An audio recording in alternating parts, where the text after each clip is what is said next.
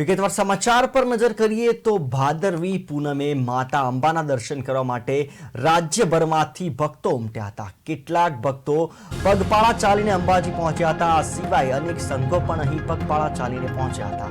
ત્યારે ભાદરવી પૂનમના રોજ મંદિરે ભક્તોનું ઘોડાપુર ઉમટ્યું હતું।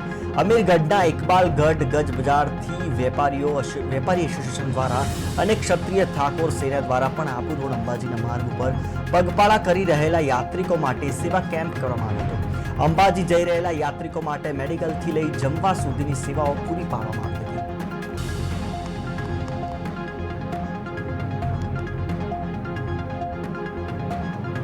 બનાસકાંઠા પોલીસે અહીંયા 51 શક્તિપીઠ સર્કલ ખાતે જે પોલીસ કંટ્રોલ રૂમ બનાવેલો છે ત્યાં અમે લોકો 350થી વધારે સીસીટીવી કેમેરાનું ફીડિંગ અહીંયા આવે છે અને અમે એ તમામ કેમેરાઓ ઉપર અહીંયા 24/7 અમે લોકો જે છે એ નજર રાખી રહ્યા છીએ। મારી સંપૂર્ણ ટીમ જે છે એ કંટ્રોલ રૂમ ખાતે બેઠેલી હોય છે।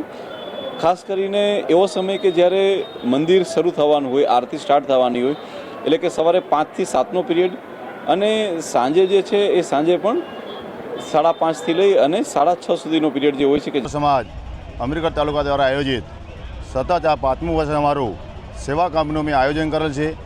મા અંબામાં જે ચરણોમાં જે દર્શન કરવા વધારી રહ્યા છે તેનું આજે પ્રસાદી રૂપે દાળ ભાત અને શીરાનું આયોજન કરેલ છે અને જે ગુજરાત ક્ષત્રિય ઠાકોર સેના અમીરગઢ તાલુકા ટીમ અને ઠાકોર સમાજ અથવા તમામ સમાજનો અમને સપોર્ટ પણ મળે છે અને તમામ સમાજનો અમને ફાળો પણ મળે છે।